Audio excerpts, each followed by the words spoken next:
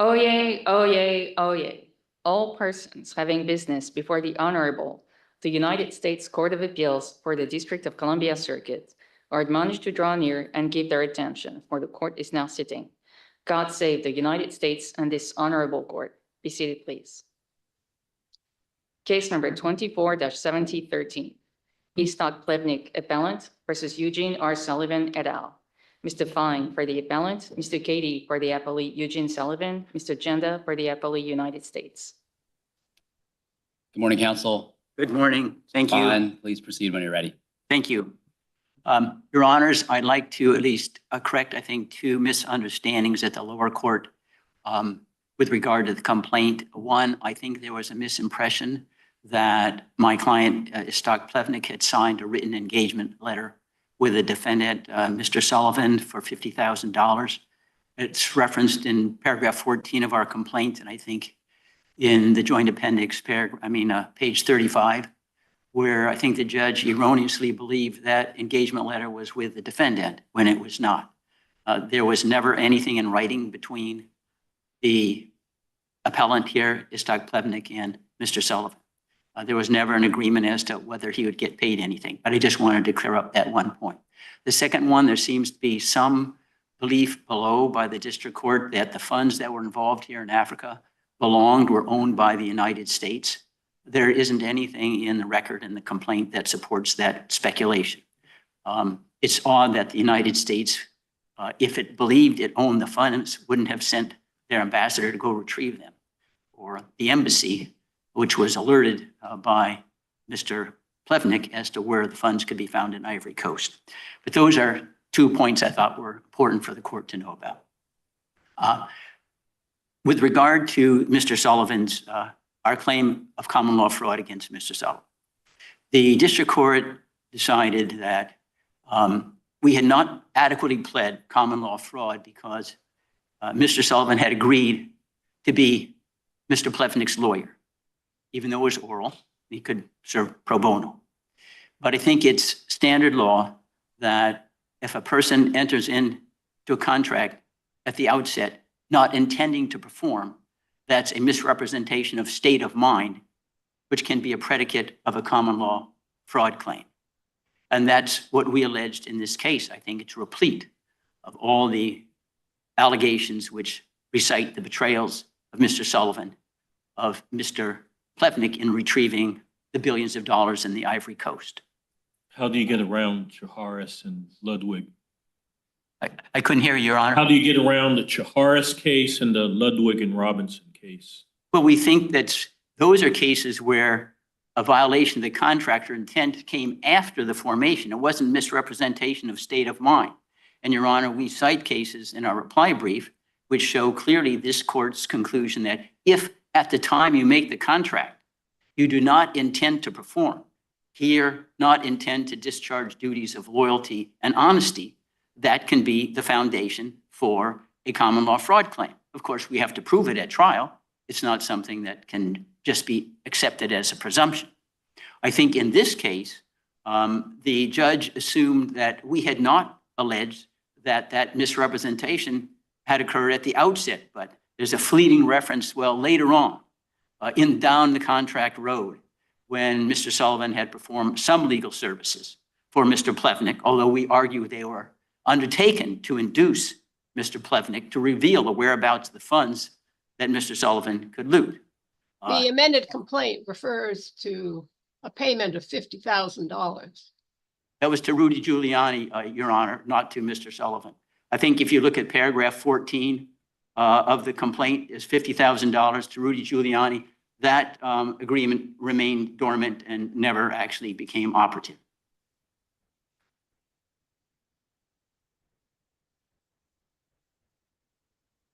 So we believe that the argument that's made that because there were some legal services performed, that automatically it disproved common law fraud.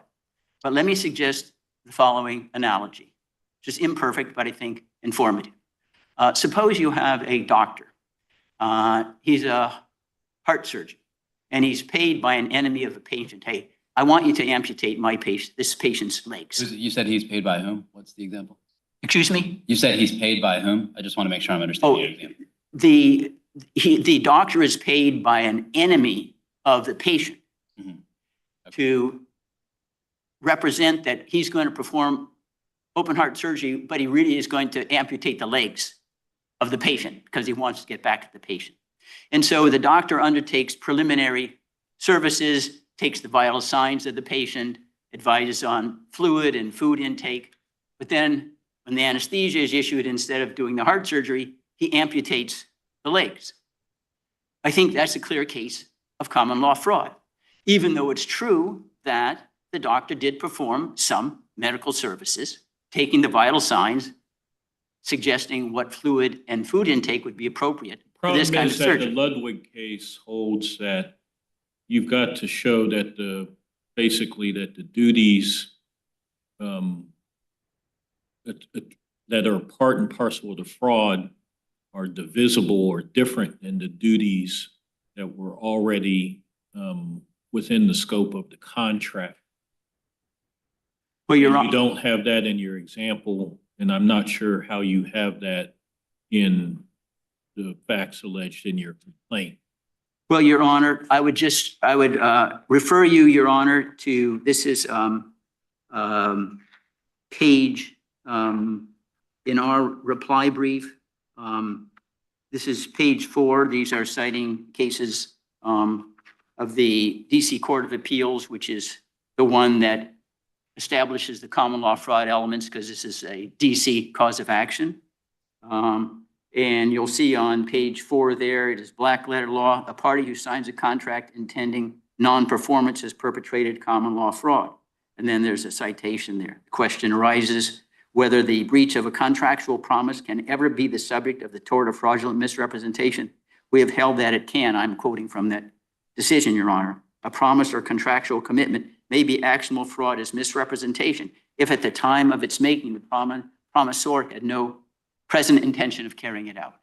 So let me ask where your strongest allegation is then, which I assume you will argue the district court should construe most favorably to your client, because the amended complaint refers to various actions that appeared to be consistent with representation of your client's wish to repatriate these funds. Yes, Your Honor. It's a wonderful question. I think the answer is that, as we have alleged, those services were done to induce confidence in my client that enabled him to reveal the whereabouts of the funds that resulted in the perpetration of the fraud.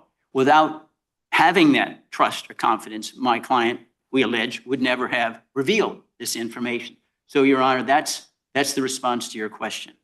I don't understand then. Your client claimed that he had knowledge of funds coming from Libya that were in Africa, and he wanted to bring them to the United States, correct? Yes, Your Honor. I think they were in Ivory Coast, but they may have originated in Libya. And the allegation about putting $6 million in a local police station.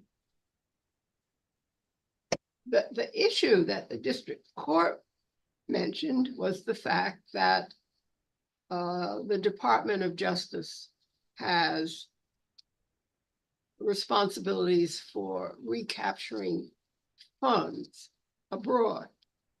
And what is the allegation as to these funds? That your client wanted to bring them back to the United States as his personal property? Your Honor, are you finished, Your Honor? I don't want to Yes. interrupt. I think the allegation is, Your Honor, that my client was in possession of the funds. He had obtained 2 letters from the Department of Treasury's General Counsel saying, this is how you can wire transfer the funds into the U.S. Treasury.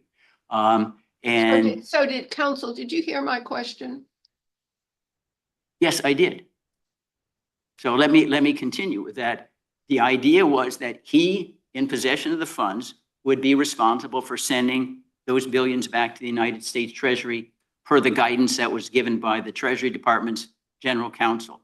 Remember the obligation. So what I'm trying to understand is, as I understand it, I could not transfer funds to the US Treasury unless they were funds to which I was legally entitled. And then I would just be making, as it were, a donation to the United States government. Correct. And what we're saying here, that's exactly what happened. It was possession. It was the funds were in the possession of my client. He was transferring the funds to the U.S. Treasury as a donation. Absolutely correct, Your Honor. Yeah, I don't get any of that from the complaint, but I understand you're saying construe it most favorably to your client. It was totally unclear to me as to, I mean, why would he?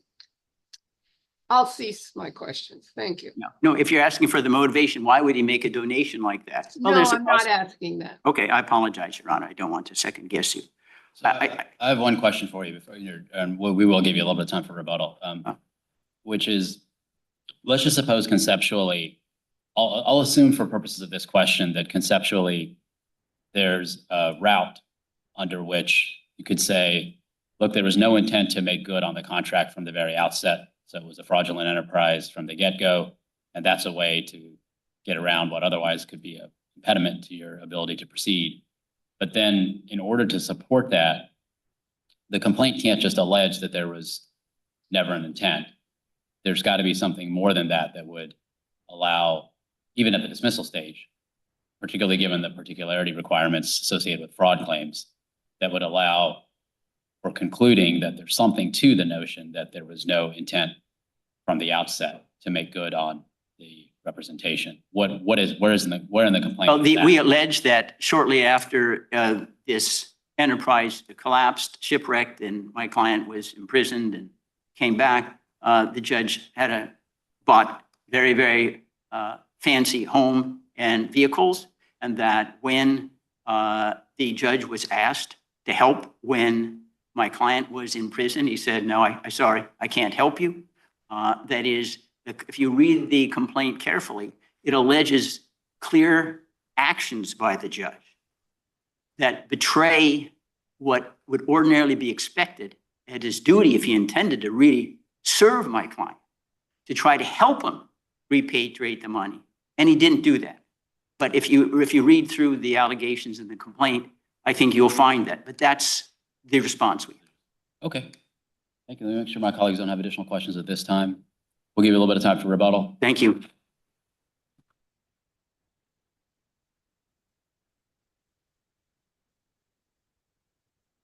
Mr. Katie?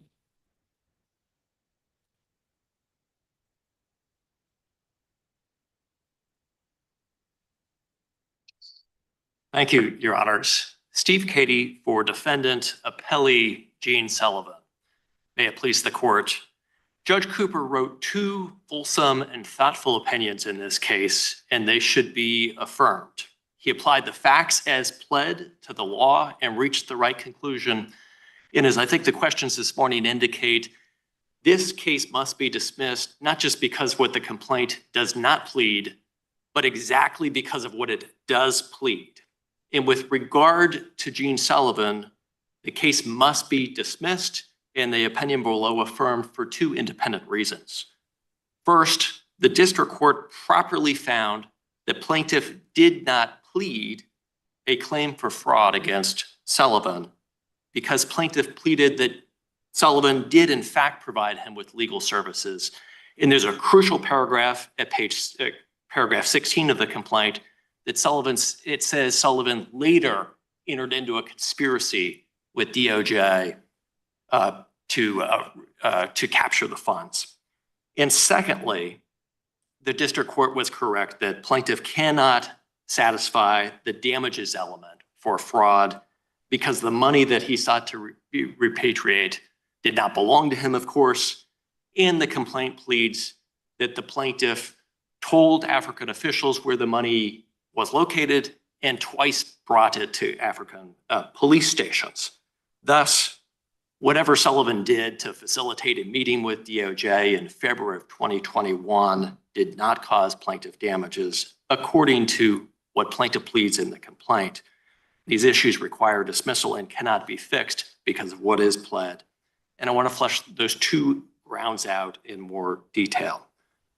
First, with regard to no fraud, plaintiff says that his flagship allegation of fraud is paragraph 14 of his complaint.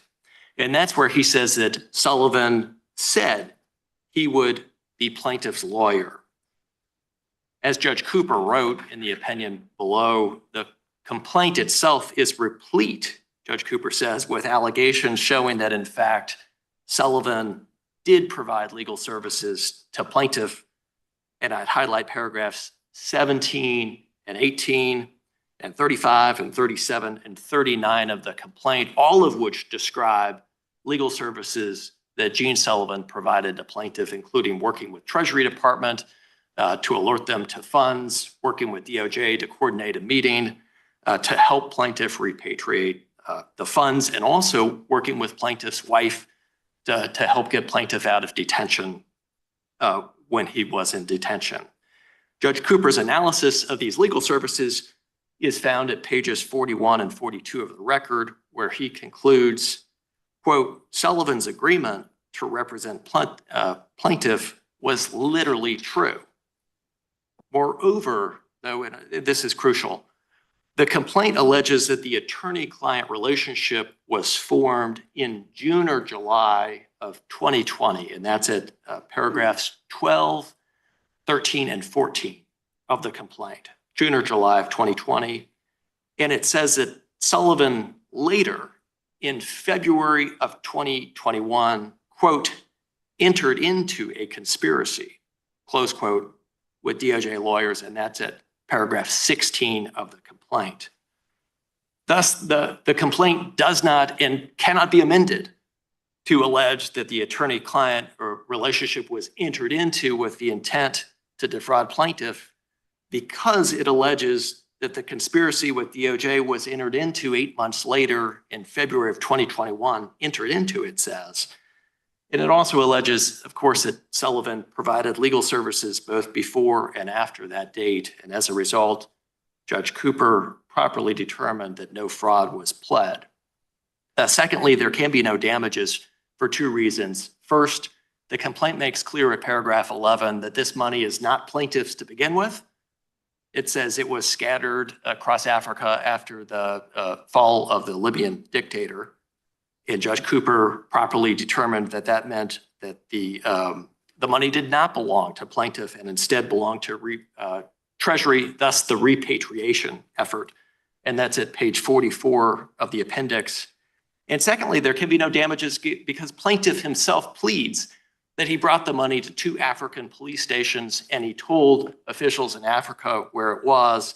And thus, whatever happened at that DOJ meeting in February of 2021, where plaintiff told DOJ the location of the money, can't be tied or can't be the cause of its alleged disappearance, because the cause is pled in the complaint. We know it's because it was delivered to police stations in Africa. And thus, there's no fraud, there are no damages, and Judge Cooper's thoughtful opinion, we submit, should be affirmed. Thank you, counsel. Thank you. We'll hear from the government now. Mr. Janda. Thank you, Your Honor, and may it please the court, Sean Janda for the United States. I think at this point, everyone agrees that the underlying conduct that the federal officials here are alleged to have engaged in, meeting with the plaintiff, interviewing the plaintiff, is the sort of conduct that they are employed to do. And the only question is whether the sort of bare allegations that that conduct was engaged in for an improper purpose can take it outside of scope. We've explained in our briefs why the bare allegations in this case can't do that work. And I'm happy to address any questions that the court might have, but in the absence of questions, also content to rest on our briefs on this point.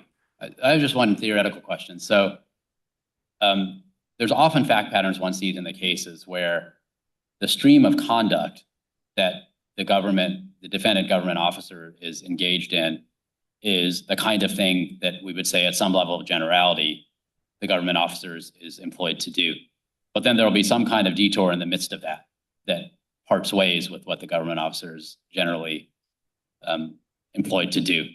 And sometimes they're really extreme situations where somebody does something that's, a violent crime or something of that nature that seems obviously outside the scope in some descriptive way of government officers do.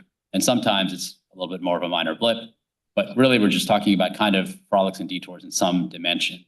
And how would you characterize the way in which a court is supposed to know whether the conduct that diverts from the path of what a normal government officer would do takes it outside the zone of something that would be scope for purposes of the Westfall Act? How would you describe the inquiry?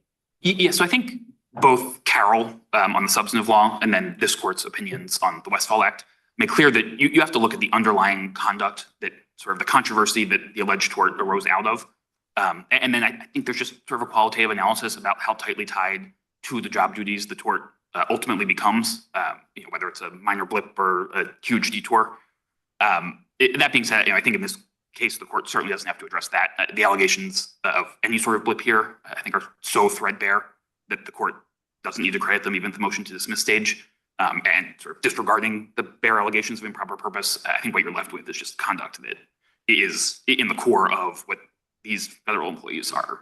But when you say, so that might be true on the facts of this case. I mean, I don't want to argue with you on that for now, but when you say a qualitative assessment, what would you do? What are the guideposts? What would you look at? And would you just look at the factors that Carroll outlined, or?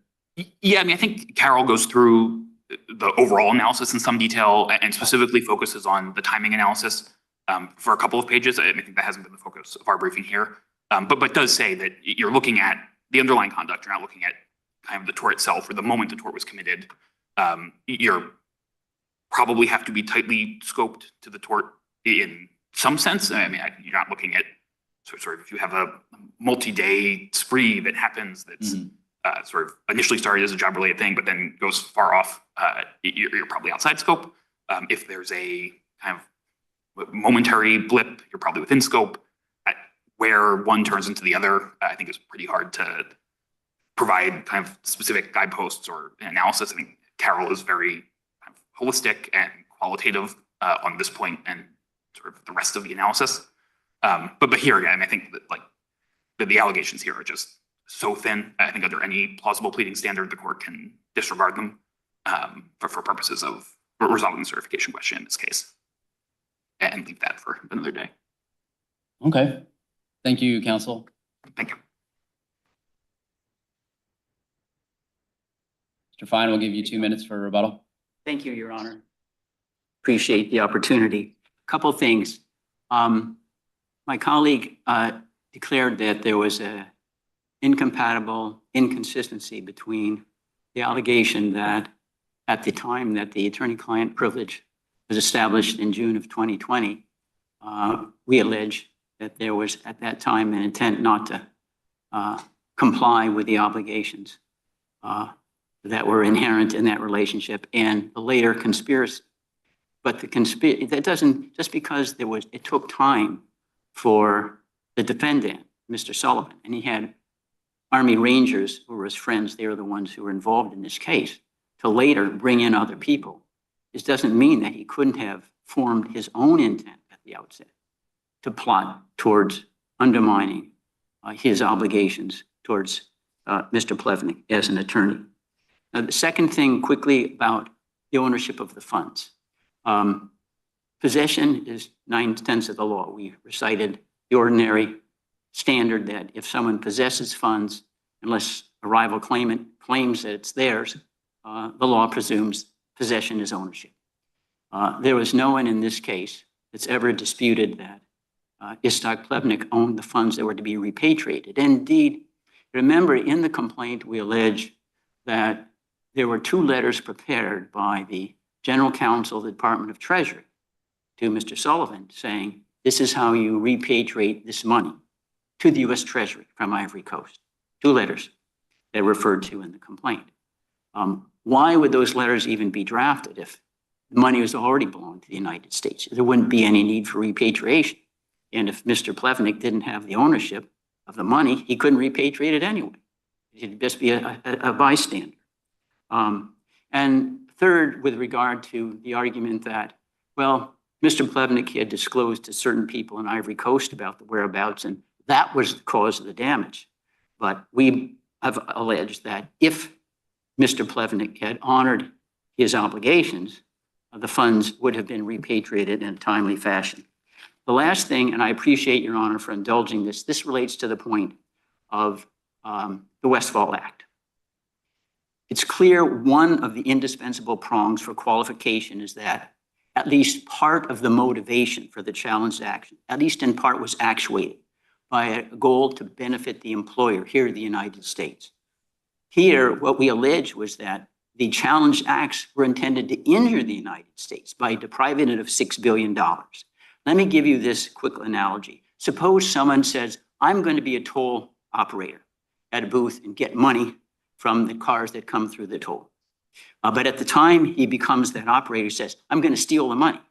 So he uses his position, taking the tolls, receives the money from the drivers, they go through, and he steals the money. It would be very hard, it seems to me, to say that there was an intent, at least in part in those circumstances, to benefit the employer.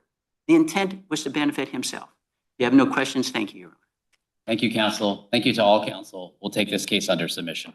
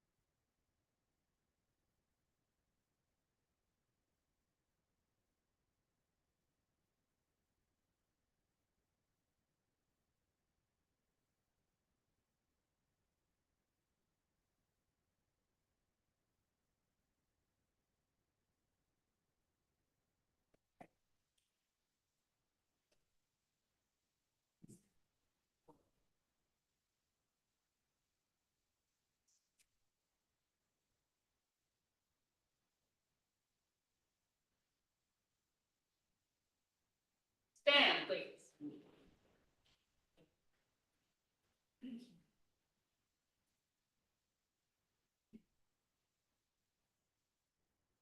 This honorable court is again in session. Be seated, please.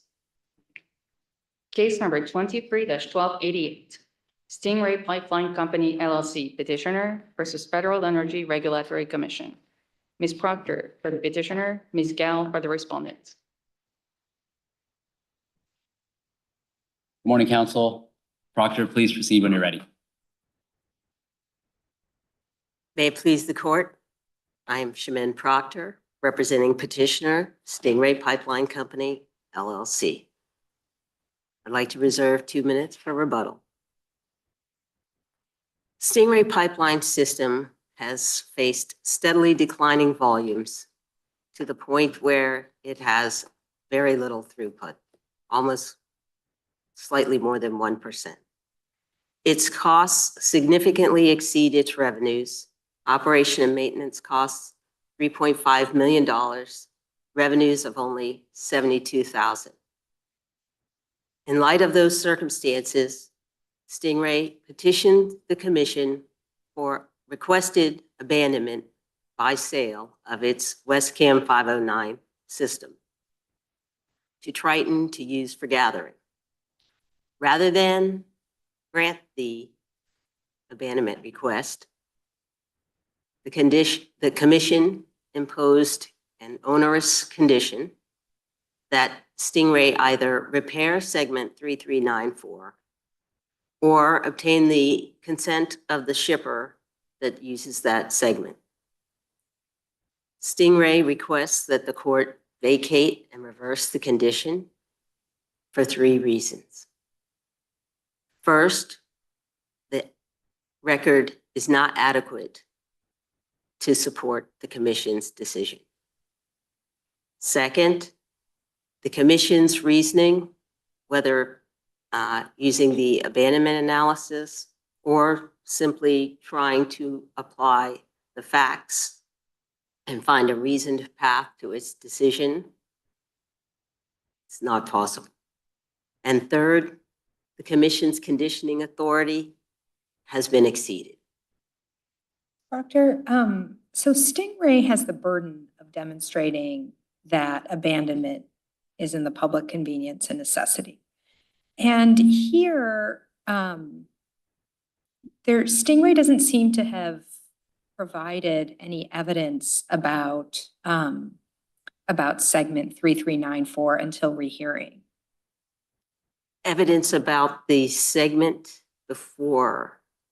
Right. So, I mean, so FERC imposes the condition in its initial order and it reaffirms that in rehearing, but it's only at the rehearing stage that Stingray suggests that, rebuilding segment 3394 is going to be very costly. And then, there doesn't seem to be evidence about ERT's need for that segment or, how to balance those things. I mean, and isn't that Stingray's burden before the commission? Yes, Your Honor, Stingray does have the burden, and Stingray has shown that the demand on its system, including that very small bit of demand that is ERT's demand is only less than 1/5 of the firm demand on the system, which is only 7,000 decatherms per day on a system that's 350,000 of capacity, which Stingray submits shows that there is no demand, which means it's not in the public convenience and necessity. That's the purpose of explaining how little demand there is on the system. When in Great Lakes, this court recognized that when applicants like the pipeline Stingray attempt to obtain certificates of public convenience and necessity, they're required to show 80 or more % of demand in order to even have a pipeline certificate. Here, the exact opposite is true. There is almost zero demand. 1% of the throughput is on the system now. And so Stingray showing that it has so little demand is system-wide And then also with respect to segment 3394, which you specifically asked about, there is literally only one shipper, one firm shipper on that 25-mile segment of pipeline. So by showing the absence of throughput on the system and showing how there's only 7,000 decatherms of firm commitments on the system of 350,000, that shows that the system is not required for the public convenience and necessity. Demand is the criteria for showing. What about continuity of service? Right. Continuity of service too has to be viewed in the context of demand and the commission's own findings, where you look at demand and you look at the costs. So Stingray's costs are staggeringly higher than its revenues. And the commission's own finding in the abandonment order, relying on Connecticut, states we will not require a pipeline where the costs exceed its revenues to continue and to operate and maintain a system. And yet, then the commission imposed the condition that requires exactly that, the repair. So repair is part of maintenance. So because the costs so exceed the revenues, the commission is not going to require a pipeline to undertake or continue to undertake maintenance and operate the system. It is completely unreasonable to require the pipeline to make the repair. So can I ask, at one point, Stingray indicated that it was going to bring back up this piece, the 3390, the 3394 piece. And if it's so obvious that it doesn't make any sense at all to reconnect it because nothing's going through it and it would cost an exorbitant amount to do it, why was there ever even a thought bringing it back up? Well, there's a distinction there, Your Honor, between segment 3394 and the entire system. So what Stingray actually said is that it was developing a plan to bring segment 3394 into service. Mm-hmm. So life in an energy company is not static. There are a lot of different variables, including, frankly, what that producer is willing to do.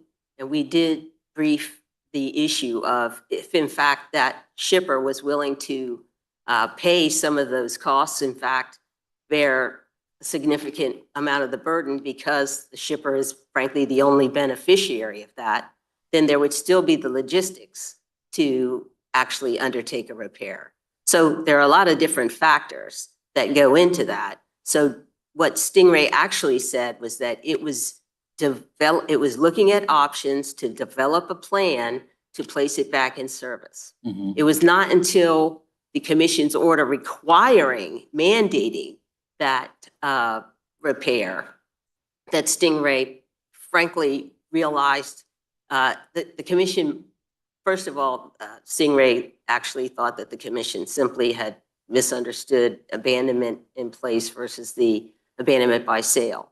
But out of an abundance of caution, it included those repair costs because Stingray had, frankly, wrongly assumed that the commission would know if it's requiring a repair, that's going to cost money.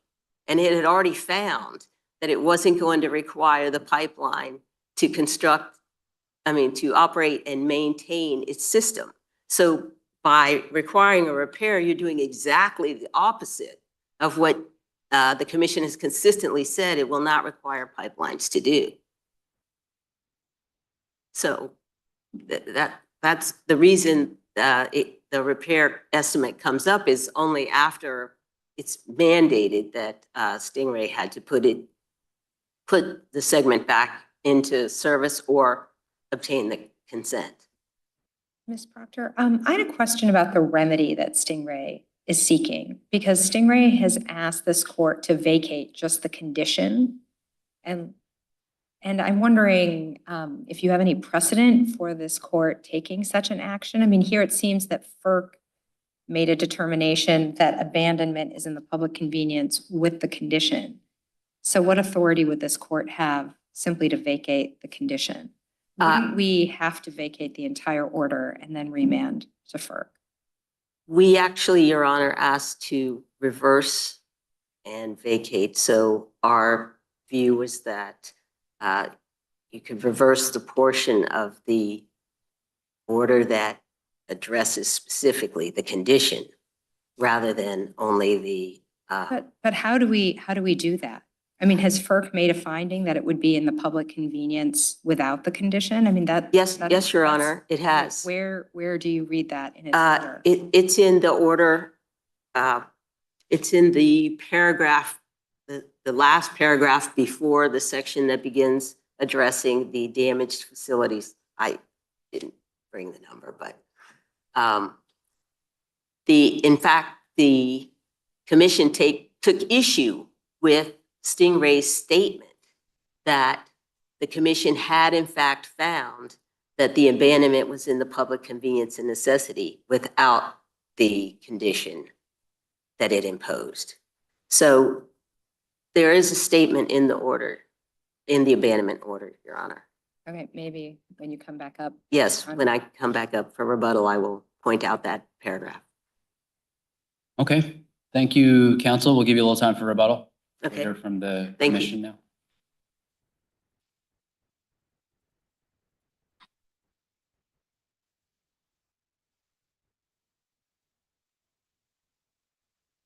Scal?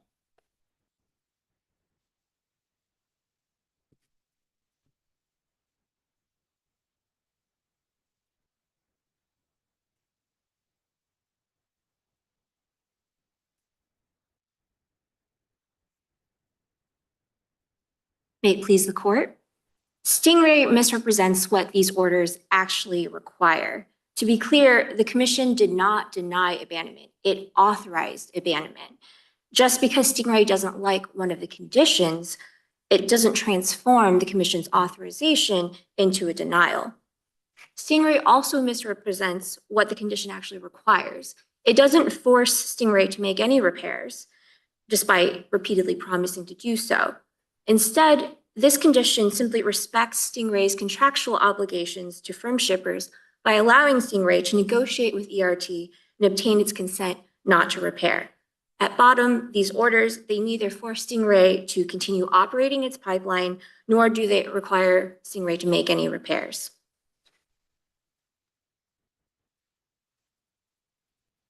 Stingray claims that FERC made a finding in its abandonment order that abandonment would be in the public interest without the condition.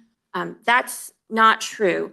The commission addressed in the abandonment order separately the facilities that were damaged by the hurricane. So in the first part, it discussed generally what was included in Stingray's amended abandonment application and the economic factors that Stingray had cited of declining throughput and revenues. Then it proceeded to consider the segments that were damaged by the hurricane, and it noted the shippers' protest that segment 3394 had been taken out of service. And at the end of that discussion, the commission concluded that to render abandonment in the public interest, it would impose a condition that Stingray either repair the segment as it had repeatedly promised to do, or negotiate a settlement with ERT not to make this repair. Scal, though, where's FERC's reasoning on why this condition is in the public interest, right? I mean, there's overwhelming evidence that this pipeline is not needed by anyone. It has a tiny fraction of its capacity being used at this point, as the commission recognizes. But the commission imposes this condition. Where's the reasoning behind that?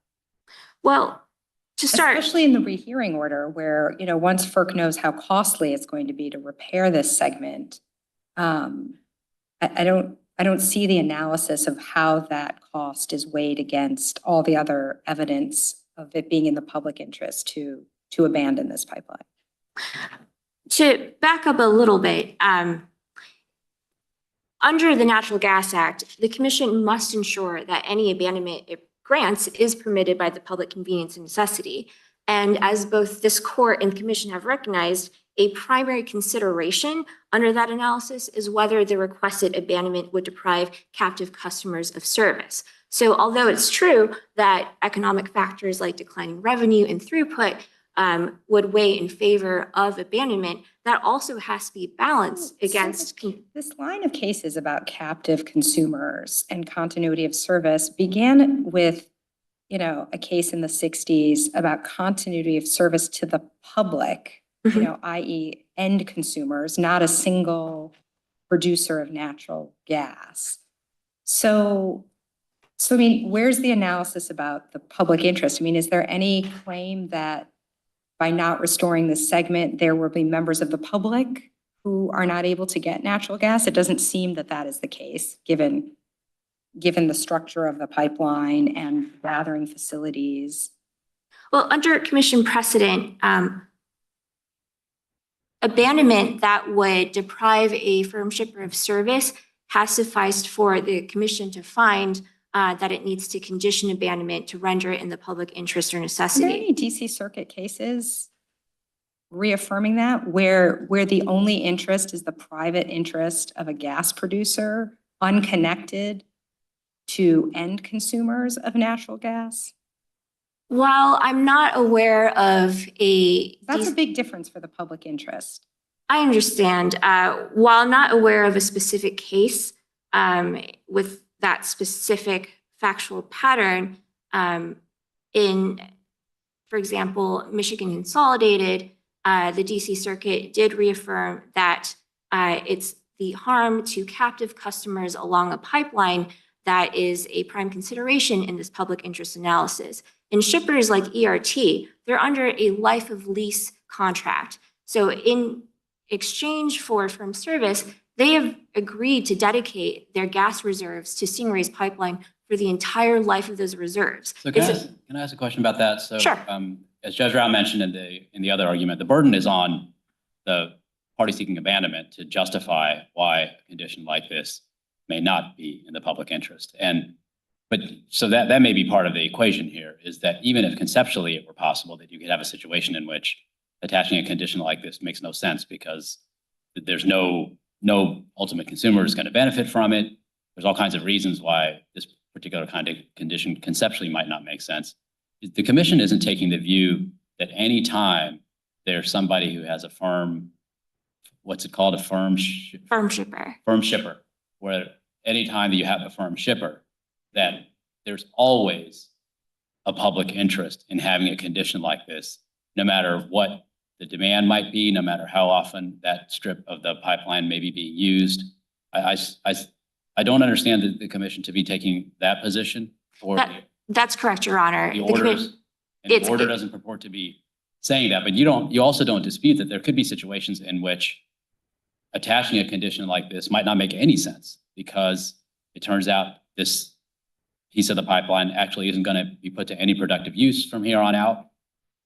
There's no end consumers that are actually going to be affected by it in any way, shape, or form. So even if it's true that there's a firm shipper who has a guarantee to use it, if it's not actually being used and there's no productive capacity there whatsoever, it might not make any sense under the public interest to impose this kind of condition in some situations. That's correct, Your Honor. The commission is not taking a hardline stance that so long as there's one firm shipper that would be deprived of service by unconditional abandonment, that it can't grant that abandonment. There very well may be situations in which the commission would grant unconditional abandonment for a single shipper, but that's just not the situation And how would that come about practically? So if you had that kind of situation, and maybe this case is that kind of situation, but if you had that kind of situation, would the party seeking abandonment then in their request for relief to the commission then come forward with evidence that shows why the circumstances meet that kind of that scenario? Correct, Your Honor.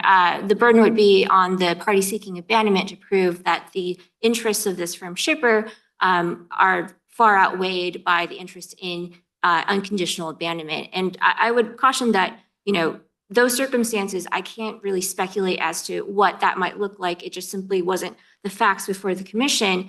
And the commission would have to really think carefully about that situation because it would need to, find a reasonable way to distinguish its decades of precedent holding the other way. Well, Ms. Gout, though, the commission here provides no reason why it's in the public interest to, for them, for the condition to repair segment 3394, other than the fact that there's a firm shipper who will no longer have access to, and that's the only reason that is given. So you might say that the commission is not taking a hardline stance against that, but that's the only reason provided here. Continuity of service to a single natural gas producer, ERT. That's the sole reason for the commission. There's no consideration about, whether they're really using the pipeline, how much throughput there is, how that's balanced against the overwhelming showing about why there's a need for abandonment. Well, I would respectfully disagree with that, Your Honor. The commission did note in its abandonment order that these are life of lease contracts that require.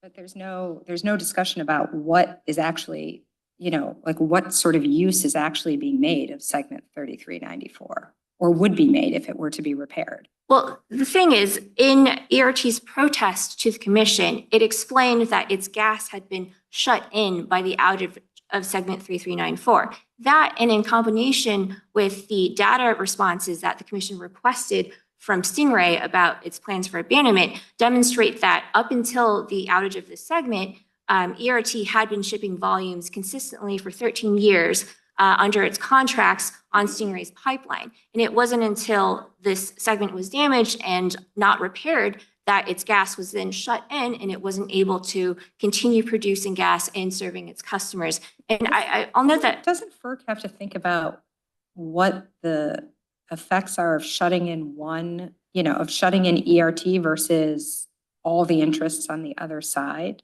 So it seems that FERC is basically saying that shutting in one producer's supply is sufficient to impose this condition because there's no analysis or weighing of the costs and benefits of doing that. It's not saying that shutting in one shipper supply is necessarily sufficient. And in fact, it granted abandonment because of the declining throughput and revenues on the pipeline. However, the condition, it merely respects that Stingray has active firm contracts for service with ERT. And to let it abandon. That's the only reason, the active firm contract. So that's sufficient. Active firm contracts of any amount, irrespective of how much gas is actually being shipped, is sufficient to impose a condition like this. It's not necessarily true, irrespective of any amount, and I don't want to sort of. But FERC makes no analysis of the amount or weighing any of it. I mean, it's in the rehearing order, it says we did weigh these things, but in the initial order, they never weighed any of those things. So it does note that ERT is or had been up until the outage of the segment continuing to ship gas. So at the time of the initial order, was there any reason to suppose that there was any problem? Because Stingray said that, quote, Stingray will communicate its plan to bring segment 3394 back into service in the normal course. So at the time of the initial order, without some indication from Stingray that there was a problem, would there have been any reason for the commission to doubt that it made sense to bring 3394 back online? That's correct, Your Honor. Stingray had repeatedly represented to the commission throughout this proceeding that it had legitimate intentions of repairing segment 3394. Until the rehearing. Until the rehearing. At that point, though, then Stingray does say it's going to cost a significant amount. Right. I don't know that they introduced evidence, or maybe the commission considers that evidence a statement. I don't know the answer. That's correct. It wasn't until the rehearing request that Stingray told the commission for the first time, actually, we don't plan to do anything about this damaged segment. We're just going to let Triton, a non-jurisdictional entity, decide what to do with it. So when the commission was actually considering Stingray's abandonment application, it had done so under the mindset that Stingray would figure out how to resolve the situation with 3394 and ERT, whether that was by repairing the segment like they had repeatedly said that they had plans to do, or by arriving at some sort of settlement with its shipper. That was the commission's underlying understanding of what would happen with this abandonment application. Can I ask this question that I think dovetails with Judge Rao's line of questions? So suppose you have a situation in which at the initial stage, you don't have an affirmative representation by the party seeking abandonment that they mean to that they intend to bring back online the segment that's in question. There's no indication one way or the other, but it's undisputed that there is a segment that is not online, and that there's a firm shipper who would benefit from that segment being online. If there's just no indication whatsoever about the productive use of that segment, what would happen? How would the commission look at that? So I don't want to speculate as to what the commission would do under circumstances that weren't before the agency. And I would just caution that I'm guessing here that it's possible that the commission would take a different route if Stingray had never made these representations, or if it had been upfront in its initial abandonment application that, you know, it didn't have real intentions of repairing this segment, or that it was too costly. But the issue is that the commission had analyzed this abandonment application under one understanding of abandonment, that Stingray was going to resolve the situation with 3394 and ERT.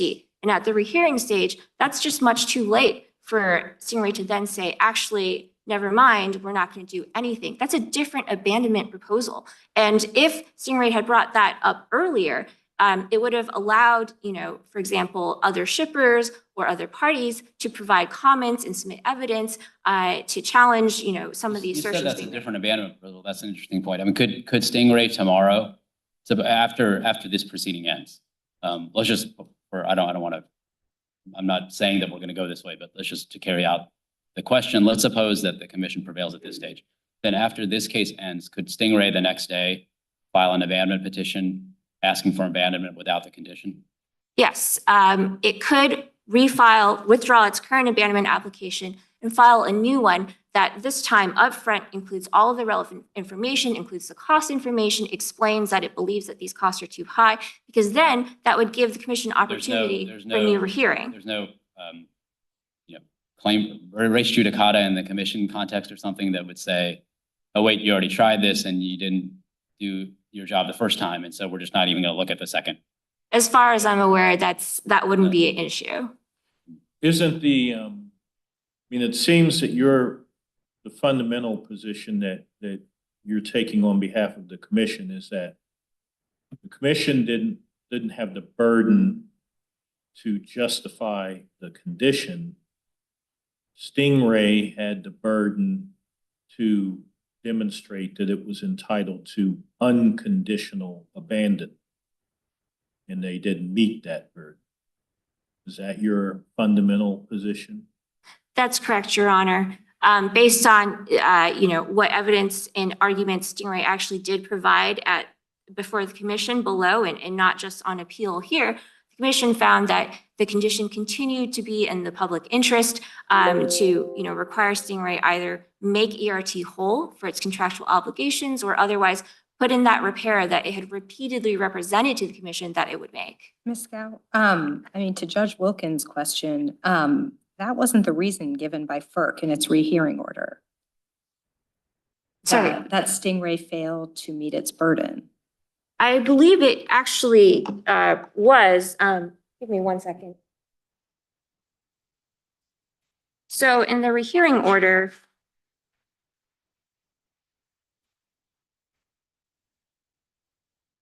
the commission discusses the fact that it is Stingray's burden. I believe in paragraph 13, perhaps, it's ultimately Stingray's burden to demonstrate that the abandonment application is in the public convenience or necessity. And it notes that some of the arguments that Stingray's make improperly seeks to shift that burden from Stingray to the producers coalition. But So there's not a conclusion by the commission that they failed to meet their burden. The commission simply says that this abandonment with the condition is in the public convenience and necessity. That's an affirmative finding. It's not a determination of a failure to meet the burden of proof, but which are two different conclusions. I understand, but the commission's reasoning, the logical understanding of that is that Stingray had not met its burden to demonstrate that abandonment was unconditionally in the public interest or convenience. And that's also why it says in paragraph 13 that Stingray had improperly sought to shift that burden onto producers coalition because it itself had not met that burden. But I mean, I guess maybe some of this turns on the Chief Judge's question, which is, could Stingray tomorrow file a new abandonment application? It could. And I just want to emphasize again that if this had been properly presented at the outset, we would have had a fulsome hearing in which, Stingray could present its cost estimates, have a detailed breakdown, and it would give the shippers and other parties an opportunity to challenge those estimates and those costs and Stingray's arguments. But by sort of trying to sweep this all in at the rehearing stage, it deprives the commission and the other parties of an opportunity to fully develop that record. And the commission can't just switch to this different abandonment proposal at this late stage. So Ms. Gill, I'm just not sure how FERC proceedings, I guess work practically, but at the initial order stage, would Stingray have been aware that FERC was considering this condition? Or would the first time that they learned of the condition be when the order issued? Well, respectfully, Stingray had, from the very first time, segment 3394 was brought to the commission's attention, already represented that it would develop a plan to return this segment to service. So it was from the outset aware of the fact that the commission was considering the repair of this segment. And in fact, in a data request that the commission made 3 months before its abandonment order, it specifically asked Stingray, hey, what is the status on the repairs to segment 3394? And Stingray responded to the commission, we're still in the process of developing a plan. It gave no indication whatsoever that the costs of repair might be too high or that it actually no longer intended to place the segment into back into service before abandonment. So is the upshot that the Stingray would have had a reason to know that the commission was focused on section 3394, but they wouldn't have necessarily had a reason to know that the commission was considering imposing a condition? Or is it? I believe that they would have reason to know that the commission was considering imposing a condition. First, like I mentioned, it had been an issue throughout multiple rounds of protests from the shippers or data requests specifically from the commission on the status of the repair. I'll also note that generally in these proceedings, typically pipelines will negotiate with their shippers ahead of time in advance of abandonment to either arrange alternative service or negotiate with them to terminate their contracts if they're not intending to repair or find an alternative service route for that shipper. And Stingray itself, with respect to its mainline application in the sole shipper that had its gas shut in that application, already voluntarily agreed to negotiate some sort of agreement, and also in its West Cameron application had proposed constructing an interconnect to another pipeline before abandonment. So these are all things that Stingray was aware that the commission would look for it to do, to either construct new facilities or to provide alternative service or reach some sort of alternative with its shippers to negotiate them to terminate their contracts. I'm sure my colleagues don't have. I just had one other question, which is, so here the abandonment is not in place, it's abandonment by sale to Triton.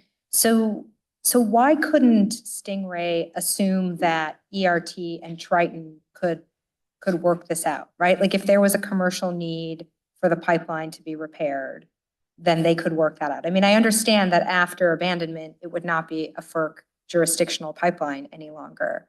But why wouldn't that be a fair assumption? That because it's abandonment and sale, the buyer of, that Triton could negotiate with ERT. For precisely the reason you mentioned, after abandonment, the commission has no regulatory authority over what Triton does with that damaged segment. It could very well say, we don't plan to do anything with it. We never intend to repair, and it just would be outside of the commission's purview. But not everything in the universe has to be within FERC's jurisdiction. I mean, we have a private marketplace, and if there's a need for a pipeline, if there's an economically beneficial reason to repair the pipeline, it would occur. I understand, but as to for example, the Sea Robin Triton interconnect, that's also something that Stingray negotiated with Triton, and it was a condition of abandonment that that interconnect be built before abandonment. So here, it's simply that, if Stingray wanted to, it could negotiate with Triton to repair this segment before abandonment, and that would still satisfy the commission's condition. If that's how Stingray wants to achieve the repair, it can work with Triton to make that repair possible. The commission would just ask that it be done before abandonment. Under the terms of the proposed sale to Triton, did Triton assume the obligations of Stingray with respect to that firm shipper? In other words, Stingray had an obligation that presumably it was out of compliance with, and it was out of compliance with its certificate, with its inability to transport the gas of that firm shipper. So when it's sold to Triton, does Triton have the same obligation, even if they're not bound by a certificate anymore and they're outside of FERC's jurisdiction? To the best of my knowledge, I don't believe that it transfers to Triton. I believe Triton may need to execute new contracts with shippers. And there is some discussion about that in, I believe, either the abandonment order or one of Stingray's abandonment applications about Triton executing new contracts with the shippers after abandonment. So I guess if they had assumed Stingray's obligations, you could say, well, they have to work something out because they've assumed the obligation. But you're saying that if they kind of start with this clean slate, they may or may not have much incentive to work something out. That's correct, Your Honor. After abandonment, I'm not sure what incentive Triton would have to remedy essentially what is Stingray's breach. Sure, my call. Okay. Thank you, Ms. Gao. Thank you.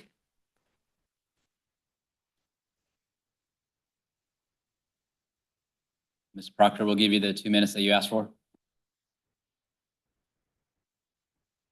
Thank you, Your Honor. There was a lot there, so I'm going to try to be very quick. The first point I believe you, Judge Rao, mentioned was, and also you, Your Honor, with respect to the rehearing request. A rehearing request is meant to be, it is meant to serve the purpose of having FERC reconsider the issues. And so there is no bar to new information being provided during the rehearing. I would also note that the shipper ERT was part of the producer coalition. They filed at least 3 pleadings in this proceeding while it was at FERC and never mentioned any demonstration of harm. FERC itself found that, so they easily could have mentioned if they have reserves, if they wanted to flow. That did not happen. With respect to the single shipper questions that Your Honors began with, that is exactly the abandonment analysis.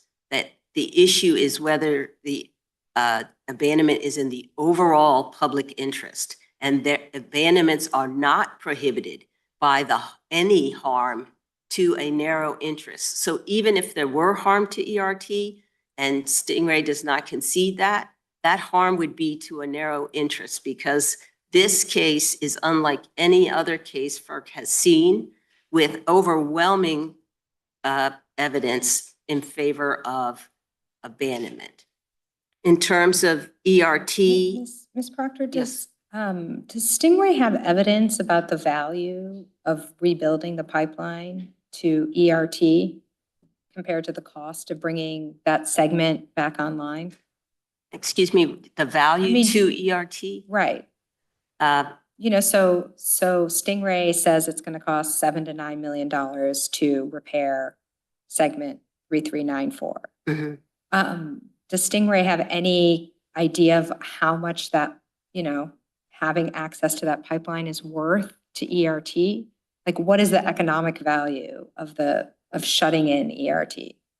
Your Honor, there's no information on the record, but certainly if the segment were of a value above $7 to $9 million, I would assume that ERT would be willing to, or even close to that, ERT would be willing to offer to pay for some of those repair costs. But there's no evidence one way or the other. No, there's no evidence in the record of that. As to the question whether Stingray should have known that a condition was going to be attached to the certificate, the answer there is absolutely not. Stingray believes that it has carried the burden and that the factual findings, as well as the commission's own findings, are overwhelmingly in favor of abandonment. So when the condition was put on the order, that was when Stingray realized, the commission doesn't understand that when it's saying it's developing a plan and it does not have an anticipated service date, that is showing difficulty. That is not showing an intention to put it in service on a specific date. And then I believe Your Honors asked about whether if Stingray could file tomorrow another abandonment application. Stingray's application was filed September of 2020, and it received its order in June of 2023. So it took 33 months. I realize I'm out of time, but that effort would render this entire effort a nullity based on a misunderstanding and misinterpretation of Stingray's representations to the commission. So I respectfully ask that you would vacate and reverse the condition. Thank you, counsel. Oh, I'm sorry. I apologize. Your Honors had asked about the site, and I did want to give that, if I may. Sure. It is JA 282, which is paragraph 48, and reads, based on the above, we find that the abandonment by sale to Triton of the West Cameron 509 system is permitted by the public convenience or necessity. Thank you. Thank you, counsel. Thank you to both counsel. We'll take this case under submission.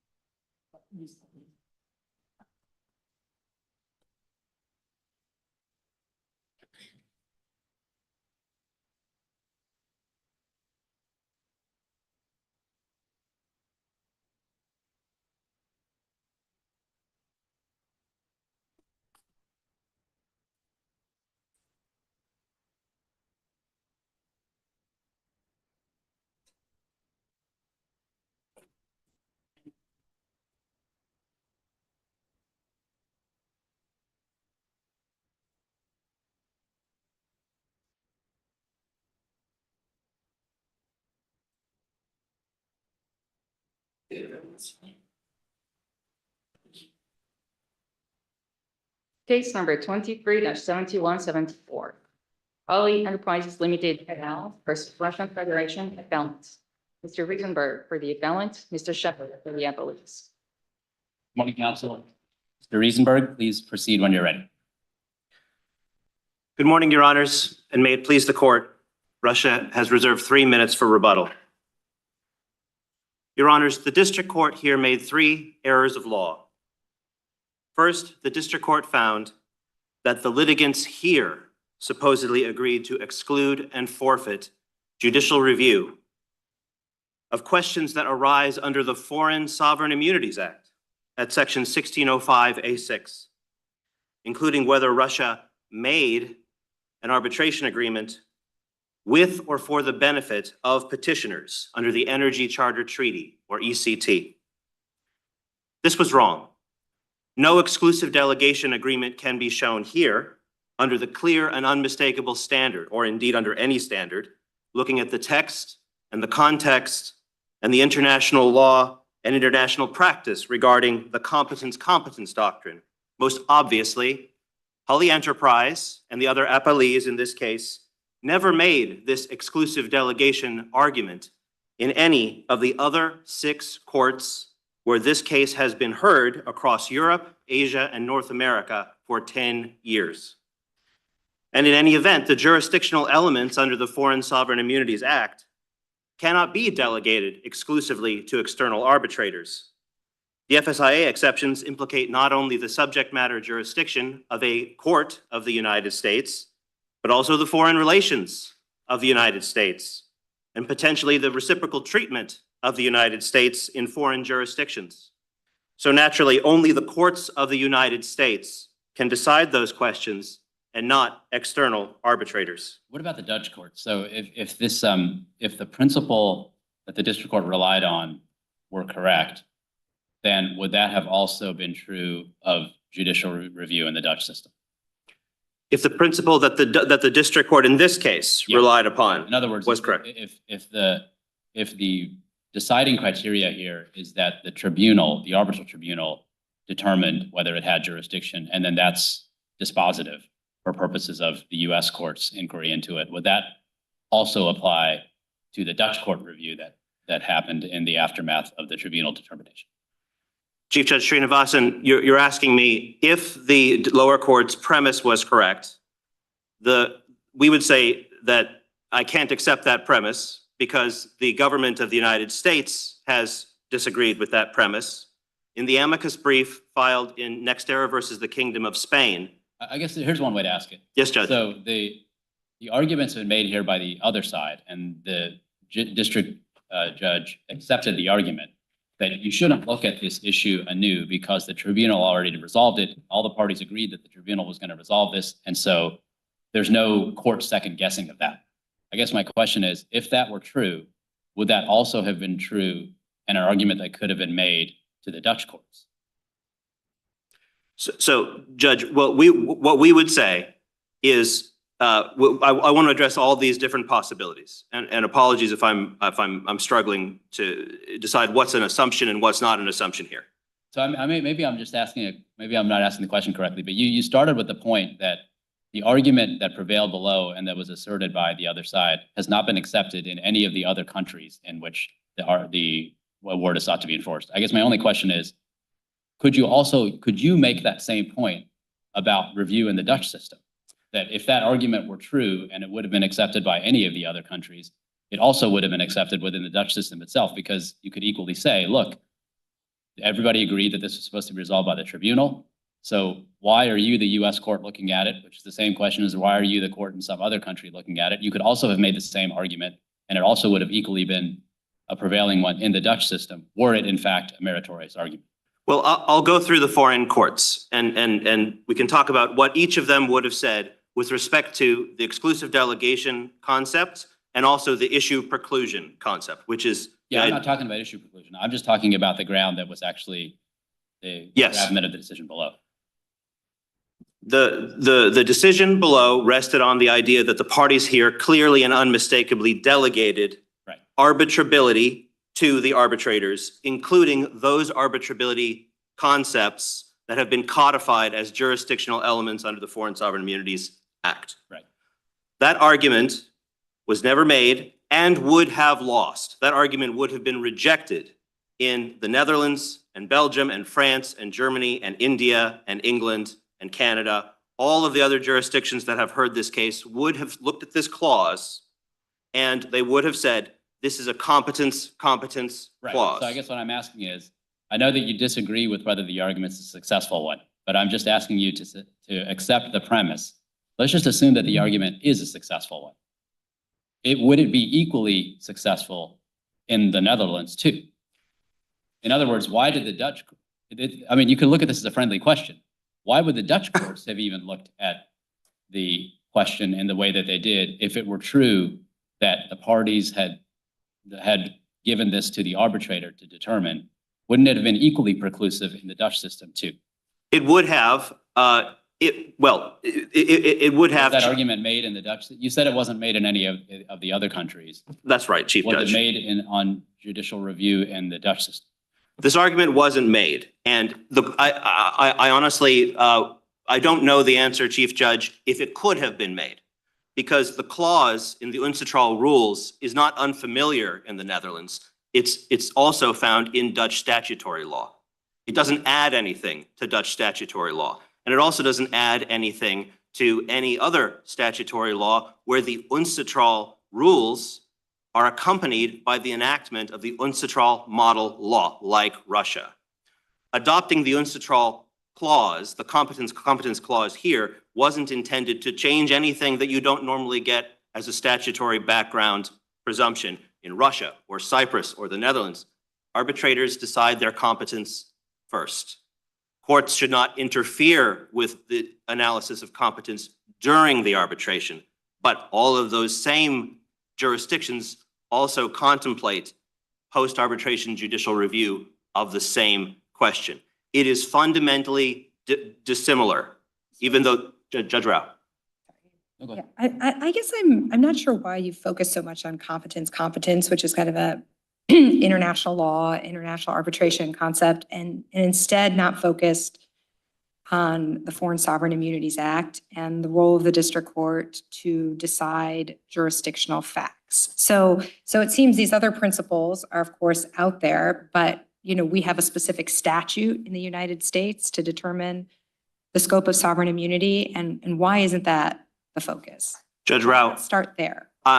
We would be delighted to prevail on either of these two grounds, Judge Rao. There are going to be more arbitrability arguments in this case. After the jurisdictional questions are decided, there still will be more questions of arbitrability arising under Article 5.1c of the New York Convention. And as explained in Chevron versus Ecuador, it is only at that point on the arbitrability phase of the case that an exclusive delegation agreement would matter, would bite. And we will, if we win on jurisdiction, then it won't matter, Judge Rao. And so we do want to focus today on the fact that two of our arbitrability arguments overlap with FSIA arguments. But nonetheless, the conclusion by the district court that this was an exclusive delegation agreement, that nonetheless is going to have consequences down the road in this case when we begin to litigate issues of whether there was any investment under Article 5.1c of the New York Convention. Having an exclusive delegation agreement in place as part of the law of the case would be wrong, and it would undermine the long-term way in which this case is going to be litigated. So we don't. I mean, there are different combinations of how these different. That explains why you're focused on that question. But not exclusively. Jurisdictional questions can't be delegated. And if the on this question of delegation, so suppose the parties in fashioning their agreement to go to arbitration forecast all of what's happened and the competence notion were front and center. And suppose they just said, we understand that this might be construed as a competence situation such that a court could actually second guess what the tribunal did, but we mean for it to be more robust than that. We actually mean for this to be preclusive. I take it the parties could do that. And if they did, that would be binding courts. Many courts would respect that type of agreement. The parties have not actually discussed whether the Dutch courts would ever have honored such agreement, but obviously under First Options versus Kaplan, at least in the non-jurisdictional context, if we weren't talking about sovereign immunity, obviously the United States recognizes something called an agreement to arbitrate arbitrability, brackets, exclusively. Right. The ideal example of this type of clause is found in the Rent-A-Center case. That's a United States Supreme Court case, which this court is very familiar with. That court, the Rent-A-Center court reviewed an arbitration clause, which said that the arbitrators will decide these questions exclusively and not any national courts, state or federal or local. That was a very clear clause. This text that we're looking at today doesn't include the word exclusively. It doesn't include any synonym of the word. So suppose that had happened. Suppose you had an agreement where all the I's are dotted and the T's are crossed, and actually, for whatever reason, both parties actually agree that they want that to happen, and they codify it in that way. What implications would that have in an FSIA jurisdictional inquiry here? The United States government would answer this question as follows, Chief Judge Srinivasan. These questions still cannot be delegated to arbitrators. This was stated in the amicus brief filed in Nextera versus the Kingdom of Spain, which we submitted with our first 28J letter. The practice of this court has not explicitly confirmed that point, but it has certainly borne it out in Chevron versus Ecuador, and in Stylex versus Moldova, and in Nextera versus the Kingdom of Spain. This court has consistently heard cases where no parties argued whether the agreement was an exclusive delegation agreement or not. In those cases, it was generally accepted by everyone participating in those cases that these were agreements to arbitrate arbitrability, and this court never once in any of those three cases relied on the exclusive delegation agreement as part of the sovereign immunity analysis. That confirms the point that the American government is making explicit in their amicus brief.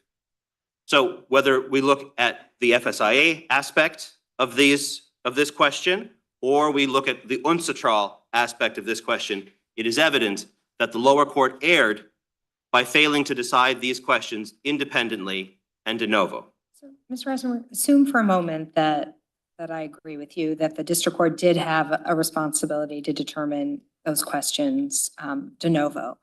What do we make about issue preclusion from the Dutch decision, right? How do we think about the principles of comity and reciprocity that apply to foreign decisions? Judge Rao, I want to start by quoting the Second Circuit. So I guess maybe my question is, even if the district court has a de novo obligation, how should the district court then think about the issue preclusion? Judge Rao, your brothers and sisters on the Second Circuit said, quote, whether a party has consented to arbitrate is an issue to be decided by the court in which enforcement of an award is sought. And that means the courts of the United States. And on the basis of that principle, the Second Circuit declined to give issue preclusive effect to the courts in Egypt. And in the VRG case, which has a reported decision and an unreported decision, Judge Calabresi and Judge Cabranes both declined to give preclusive effect to the courts of Brazil in cases that reject annulment. Now, here we have a situation where the annulment litigation is ongoing. The Dutch courts have not yet rejected annulment on all grounds. We still have a case pending before the Dutch Supreme Court right now, and the Dutch Supreme Court has previously reversed decisions of the intermediate Dutch appellate courts. Do you know has the United States government taken a position on whether issue preclusion would apply in this kind of context? Do you know? We have not. We have not. The issue was not raised in. The issue was not raised in the amicus brief by the United States in Nextera versus the Kingdom of Spain, but the decision in Nextera versus the Kingdom of Spain is full of discussion of what the EU courts would hold, what the Swiss court had held, and what the arbitrators had decided.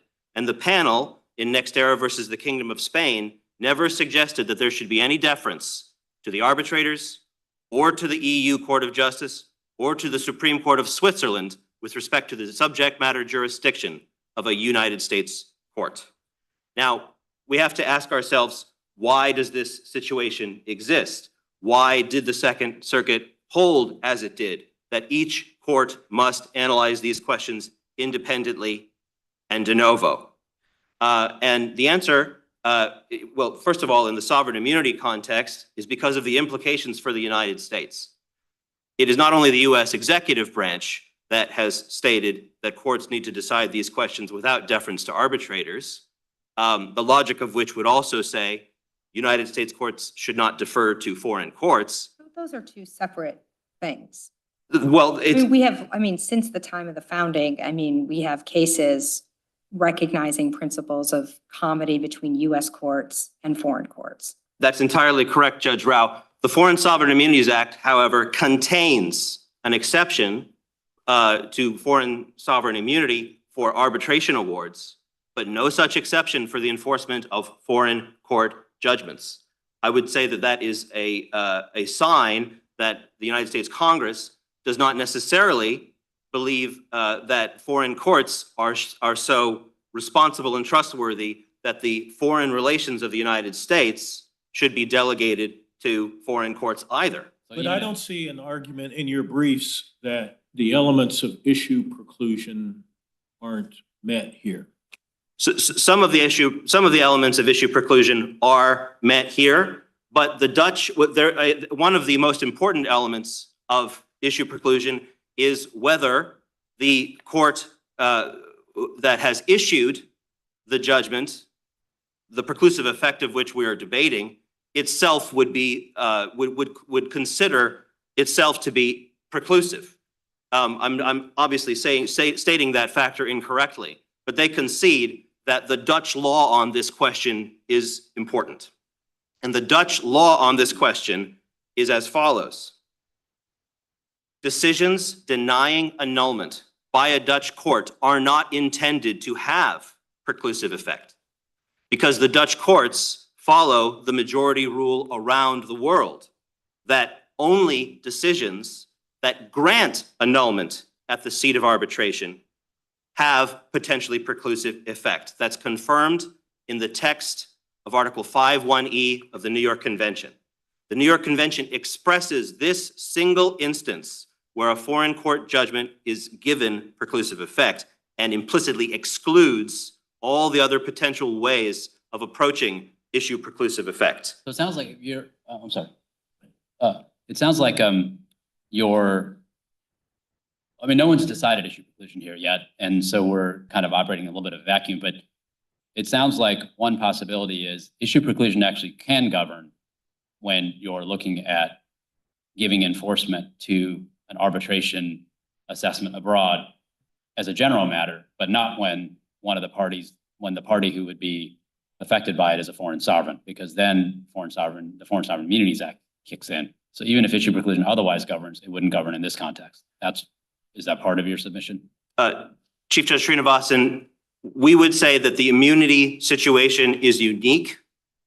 In 2016, all the parties agreed, and Judge Howell confirmed in her first memorandum opinion in this case, the 2016 memorandum opinion, that the parties didn't dispute. The Dutch court's decision was not going to affect the sovereign immunity question at all. It was on that basis that, at the time, Russia was saying we should just go forward. We won't even get into Article 5.1e of the New York Convention. Let's just litigate the immunity questions. That's what we said in 2016, and at that time, Hulley agreed with us. The Dutch courts can't decide the United States courts' subject matter jurisdiction anyway. A separate question is whether or not a foreign court judgment can affect questions under the New York Convention. And it is there, as I was discussing with Judge Wilkins, it is there that we have an inherently asymmetrical system by virtue of the text of the New York Convention. And the point of this, in addition to the huge stack of foreign judicial authorities that we provided in our reply and in our proposed surreply, in addition to all those foreign authorities, there is a policy. The New York Convention drafters and signatories wanted to keep the focus on the arbitration. They were replacing an even older system, which was called double exequatur. And what that meant was that the judicial stamp of approval would be mandatory. When the arbitration was done, the parties would rush to get a judicial stamp of approval or disapproval. And that entire system was thrown away in 1958 when the New York Convention was put into place. Chief Judge Srinivasan, you pointed out that we're getting way, way off track. The district court didn't decide. I said that. I don't know if I said that we're going way off track. I'm just saying that we don't have a determination by the district court on issue preclusion. Forgive my over-caffeinated characterization of what you actually said, Chief Judge Srinivasan. The district court here has not decided this enormously complicated question. Can I ask you a question? You said that the FSIA includes an arbitration exception, but not an exception for comity to foreign judgments. So I'm wondering actually how we should think about that. I mean, even if we remanded to the district court for consideration of this issue, I mean, as a legal matter, you know, it's possible either the FSIA didn't include that exception, so it doesn't exist, or the FSIA left in place the ordinary principles of comity that courts determine under the Hilton case and those factors.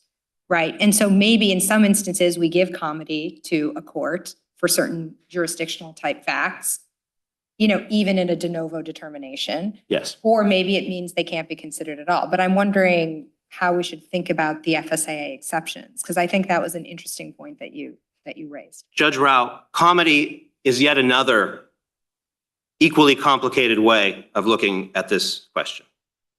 Here, the Dutch. The question goes to issue preclusion. I mean, I guess when I say comity, I mean about comity about issue preclusion, or. In either event, Judge Rao, we would need to, on remand, take a step back and acknowledge we're talking about a Dutch court's interpretation of Russian law, primarily. There is no final word from the Dutch judicial system as to what the Energy Charter Treaty itself means, because in paragraph 5.2.10, the Dutch Supreme Court cast doubt on how the Court of Appeal of The Hague had interpreted Article 45.1 of the Energy Charter Treaty. And what that means is that with respect to the questions of treaty interpretation, the only issues in this case that could even arguably be characterized as questions of Dutch law, although of course the Energy Charter Treaty is not just Dutch law, it's also French law and EU law. And there are a lot of other states with an interest in how the Energy Charter Treaty is interpreted, not just the Dutch, not just the Netherlands.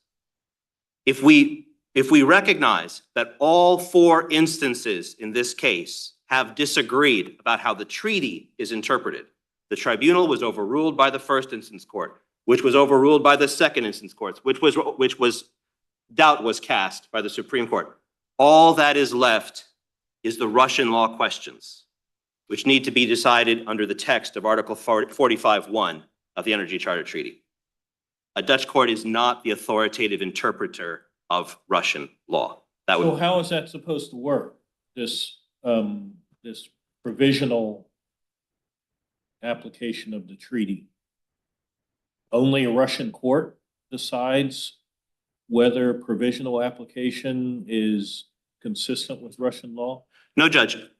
Judge Wilkins, a tribunal can decide the question by looking at Russian law. A foreign court can decide the question by looking at Russian law. And here, one of the elements of Judge Howell's decision that we challenge here is that Judge Howell declined to look to any Russian legal sources. Judge Howell declined to decide the treaty, declined to interpret Article 45.1 of the Energy Charter Treaty. Judge Howell said that the US court was bound by the decision of the tribunal, even though all the Dutch courts had already rejected the reasoning of the tribunal. And when it came to decide the Russian law question, Judge Howell looked only at American case law specifically talking about what the word commerce might mean, what a commercial dispute might be. And the American legal system's history with the word commerce is very unique. And it is certainly not the way Russian courts have decided a completely separate question.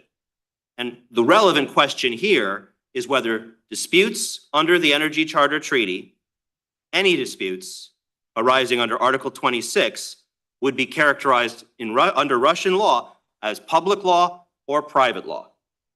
So let's suppose if we were to remand to have the district court do that analysis, wouldn't we review that de novo?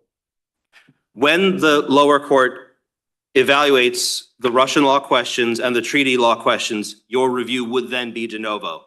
So why send it back? Why shouldn't, if you're right, then why shouldn't we just figure out what Russian law? Judge Wilkins, you have that discretion. You have the discretion to decide alternative grounds for upholding a lower court's decision. However, the very, very usual practice is to remand such questions alternative grounds unless they are straightforward questions of federal law. This is a complex case involving treaty interpretation and foreign law, and we have not found any instance where this court has decided a question of foreign law that was left undecided at first instance. And we list, I think it's the Eschel versus the Commissioner case by the DC Circuit, and there's a long line of other precedents included in the gray brief, our reply brief, and our proposed reply from, I believe that was August. I just don't understand why it makes sense to run the railroad that way. Send something back down, and then we're going to review it de novo anyway. The What kind of thing that drives district judges crazy, and I'm a former district judge. Judge, No. understood, Judge Wilkins. The way that it has been justified in the past is the allocation of judicial resources. That foreign law can be complex, expert opinions need to be evaluated. District court judges may want to hear from experts on Russian law, evaluate their credibility, compare the credentials But of. we already have that in the record, right? Well, there hasn't been a cross-examination of these experts. We did propose an evidentiary hearing under Judge Howell's standing order. We sent the appropriate email to Chambers, copying petitioner's counsel, copying Hulley's counsel, asking for an evidentiary hearing. The scope of such an evidentiary hearing was never really hammered out because we never proceeded to that stage. Judge Howell concluded that it was moot whether our Russian law expert opinion would be docketed or not. In one of the footnotes to her judgment, Judge Howell said she would not look at the Russian case law. So as Chief Judge Srinivasan said, we would be starting out looking at the Russian law issues now for the first time in the first instance here. Now, they'll say, of course, there's a beautiful record already established in the Netherlands, but as I pointed out, these instances of the arbitration and the courts in the Netherlands have not agreed on these questions. They've disagreed every single time. So it's very dissimilar to the Chevron versus Ecuador case, which I hope will be 99% of the cases that appear before you, where the tribunal was upheld on every ground by all three layers of the Dutch court. In Chevron versus Ecuador, there was total harmony coming from the Netherlands as to how that bilateral investment treaty between Ecuador and the United States government should be interpreted. Here, you would be forging ahead in your discretion into a complete swamp of disputing experts, disputing tribunals, and disputing Dutch courts going back 20 years. Mr. Rosenberg, are you aware of any cases where the Supreme Court or a circuit court has grappled with how a court should think about comity to a foreign sovereign versus comity to a foreign court? Right, so here arguably there are, two different competing issues of that sort. We have Russia on the one hand, as a party in this case, and we have the Dutch courts on the other. Well, Judge Rao, this begins to sound like animal science products versus Hebei Wellcome Pharmacy or Pharmaceutical Company. This is a 2018 decision by the Supreme Court. And in that animal science products case, the Supreme Court merely, it basically reaffirmed that when we look at foreign law, we contemplate a system very similar to the American courts, the American legal system. You give respectful deference to what foreign executive authorities might say, but you allow foreign courts to say definitively as a matter of binding precedent, even if the foreign court doesn't believe in precedent, foreign courts decide foreign law. And this isn't just the 2018 decision, this goes back 200 years to Chief Justice Marshall, and I believe I'm going to struggle to remember, Elmendorf versus Taylor, where he said an English court decides English law, a French court decides French law, and a Kentucky court decides Kentucky law. But here, there's no question about the Russian courts deciding the Russian. Well, really, the options are the district court looks at Russian law, de novo, or perhaps it gives, it looks to the Dutch courts. In that instance, Judge Rao, I think it would still be very anomalous to say we defer to Dutch courts on Russian law. And when we talk about the Energy Charter Treaty, we have to remember that the Dutch courts did not agree with the French court in this case. The French court said that all these questions were ambiguous and all these questions needed to be referred to the EU Court of Justice. The US isn't a party to the ECT, right? It isn't. Right. Which is all the more. We're not even a signatory to that treaty. And this is all the more reason not to play favorites amongst the different members of the European Union, Judge Rao. If the Dutch courts are disagreeing with the French courts and the EU executive authorities have agreed with the Russian Federation on how the treaty needs to be interpreted, this question still needs to be approached very carefully and meticulously. We can't just rush forward and allow the first court to decide it to be the last court to decide it. That's one one question about the ECT. So you have a series of arguments as to why you think the ECT doesn't prevail here. And if all of those arguments go to scope and not to existence, then even if you think that the district court erred in deferring wholesale to the arbitral tribunal's determination of whether it had jurisdiction, that still wouldn't matter because for this stage of the case, because everything would go to scope and rather than existence. Am I understanding that right? So in other words, in order for us to remand on the issue, if we agreed with you on the issue that the district court rested its decision on, we'd still need to conclude that at least some of your arguments go to the existence as opposed to the scope. Well, Chief Judge Srinivasan, if all of these arguments go to scope, and we don't agree with that, but if they go to scope, because there was no exclusive delegation here, we still should be allowed to argue these questions under Article 5(1)(c) of the New York Convention. And the district, you still have that latitude to do that no matter what. Well, if there's an exclusive delegation agreement that applies not only to the FSIA questions of arbitrability, but to all arbitrability questions. Yeah, I take that point, but suppose that I'm just engaging in a hypo where we reject that part of the district court's assessment and we agree with your competence determination. But then in order for you to still have room to go on jurisdiction, you still have to show that your arguments as to the ECT go not to scope, but to existence. That's right. A scope question, whatever that might mean, and we may be talking about that next. A scope question of the scope of the issues that the parties agreed to arbitrate is not a jurisdictional question under the Foreign Sovereign Immunities Act as held in Chevron versus Ecuador.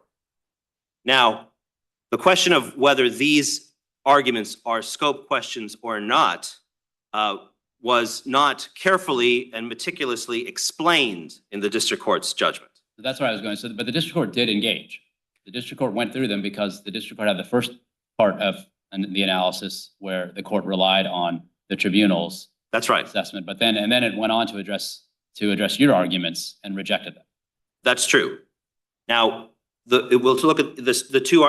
Forgive me, I've gone way over. But so we'll look at the two arguments regarding Energy Charter Treaty interpretation that we've raised in this appeal. The first question under Article 45(1) of the Energy Charter Treaty about whether Russian law allowed Article 26 to come into effect or not. In the red brief in this case, Hulley described that as a validity argument.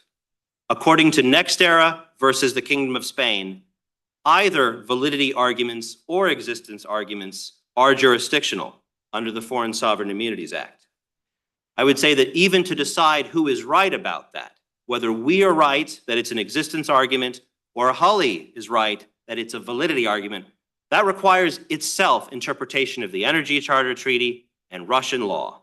And for the reasons discussed with Judge Wilkins, this panel may wish to spend the next 9 or 10 months focusing on that question alone. Maybe it'll go faster with this court, but that question alone requires remand.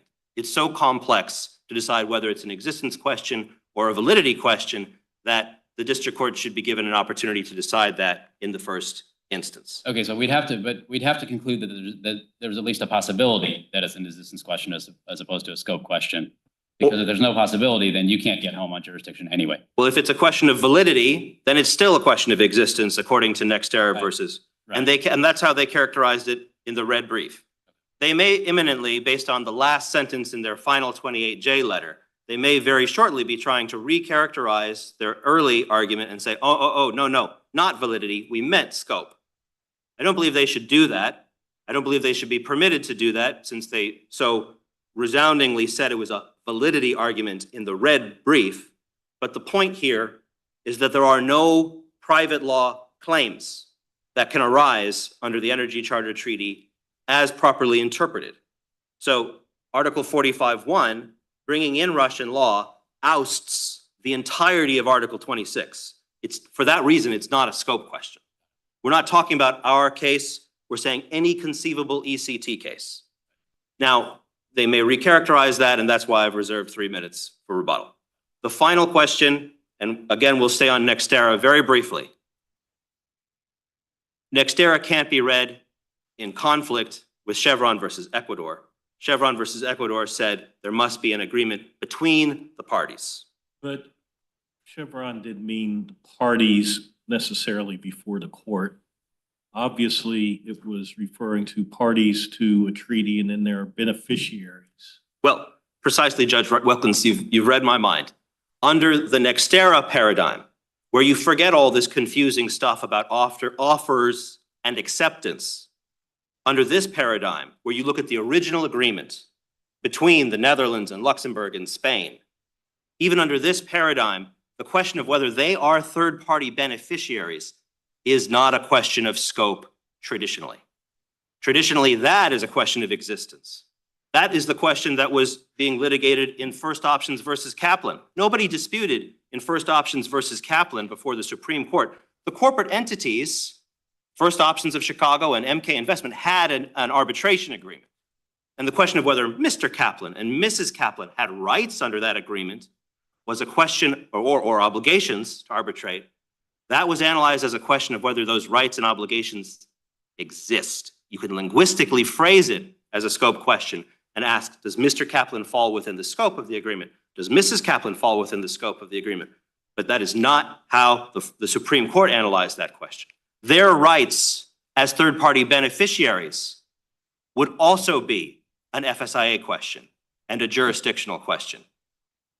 In fact, I'm quite sure that Nextera is onto something by saying you should look at the original agreement, because Senator Lugar and Senator Mathias didn't say anything about offers and acceptance and treaties and investor-state arbitration in 1988. When they enacted the arbitration exception, they said, with or for the benefit. And it would be absolutely stunning and anomalous if that clause, with or for the benefit of a private party, could be invoked by somebody who is not the private party. Their rights as third-party beneficiaries would also be a jurisdictional question under the Foreign Sovereign Immunities Act. Make sure my colleagues don't have additional questions for you at this time. We'll give you a little bit of time for rebuttal.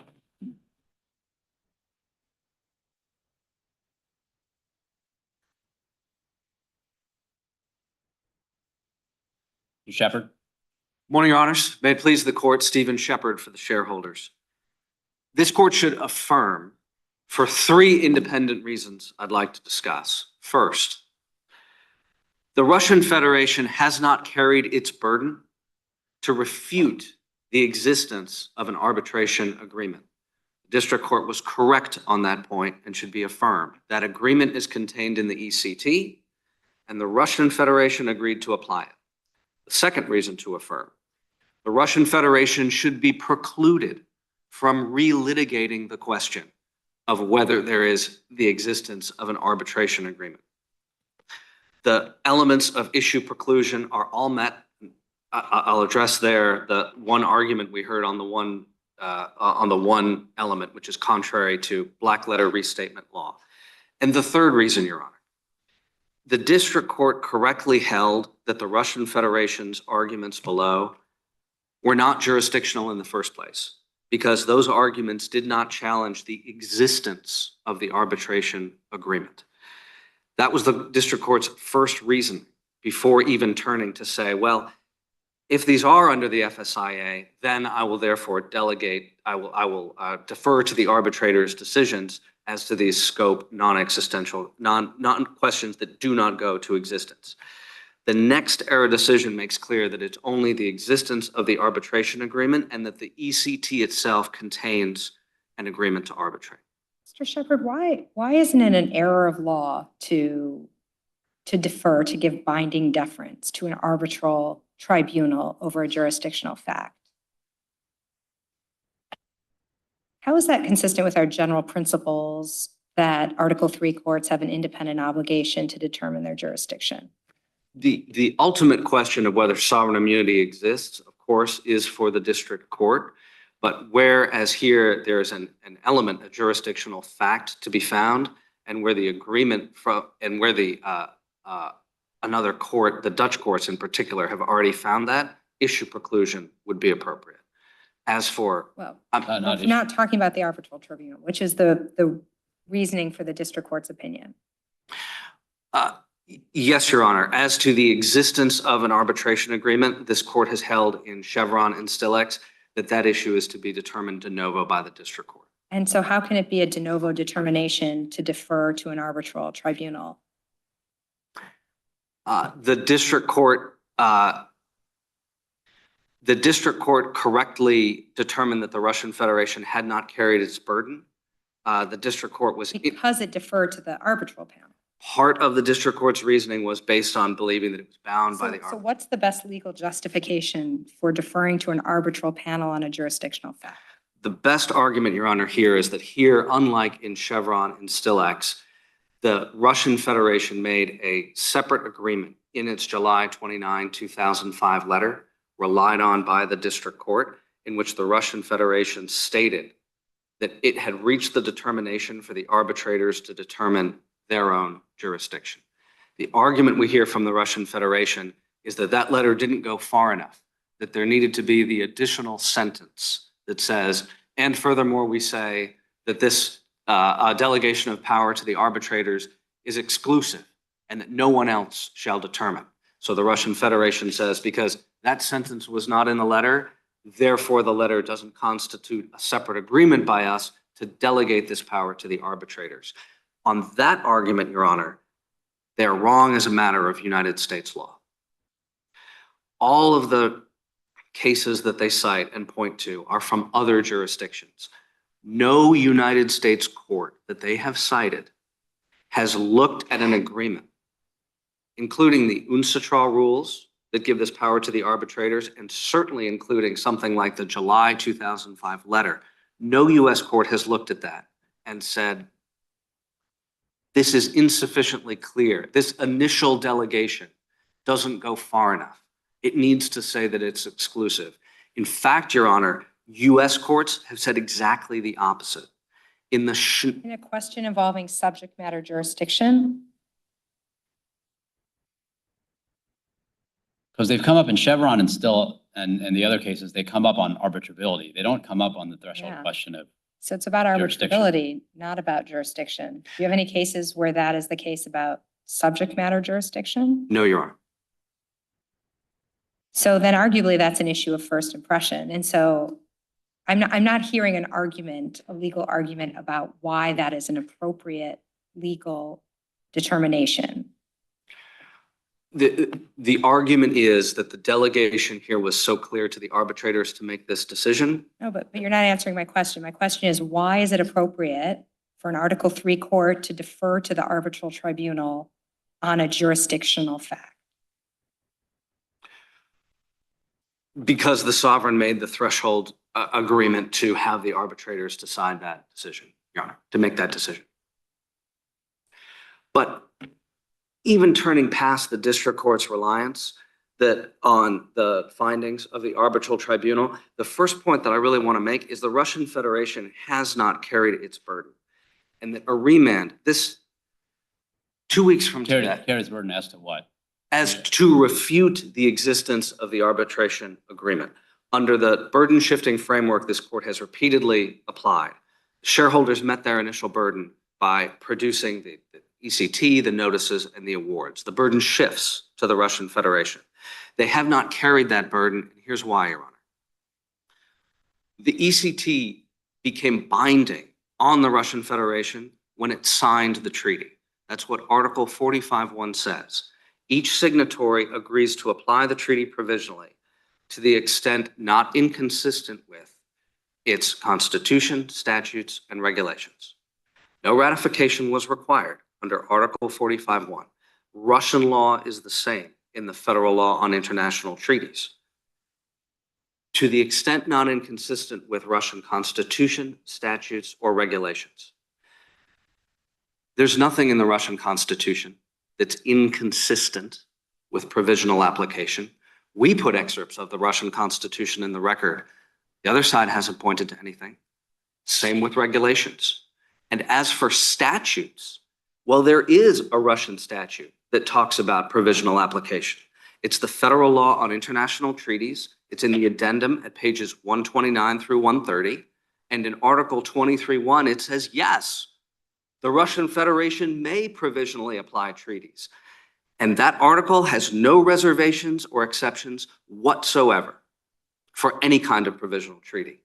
The history, as we've shown in the expert report cited, is that the Russian Federation has provisionally applied hundreds of treaties, including the 1990 Maritime Agreement that sets the border in the Bering Strait.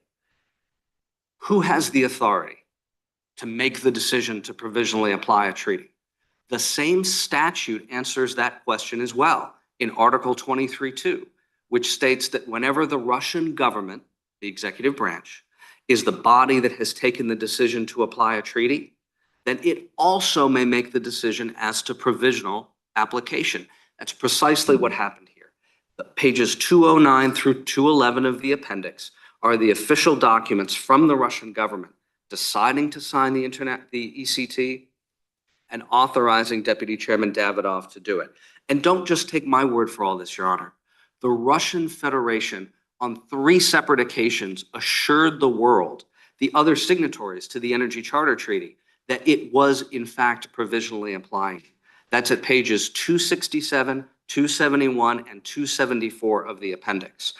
Clear statements from the Russian Federation assuring everyone that it was provisionally applying the treaty from the date of signature, again, without any reservation or exception. Mr. Shepherd, assume that we agree with your colleagues on the other side that the district court does have to determine subject matter jurisdiction de novo.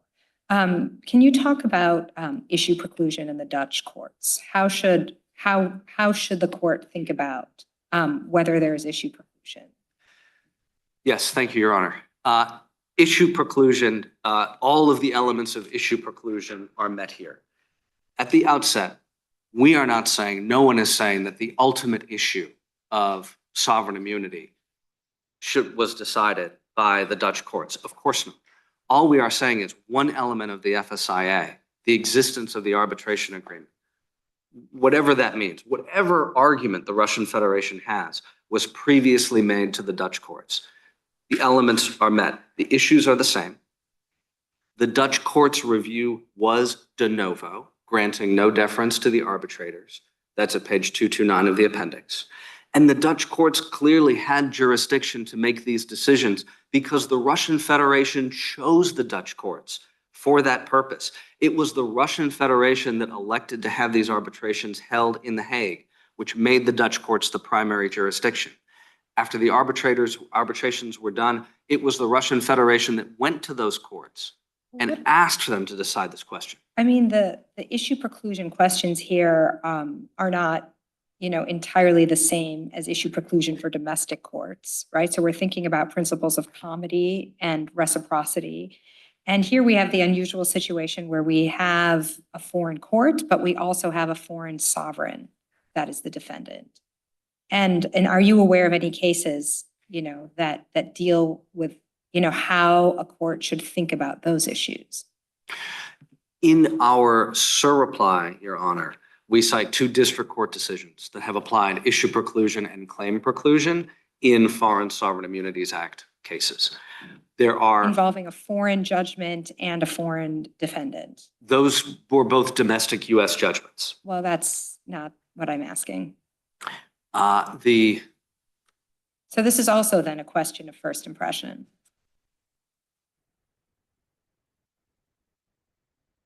It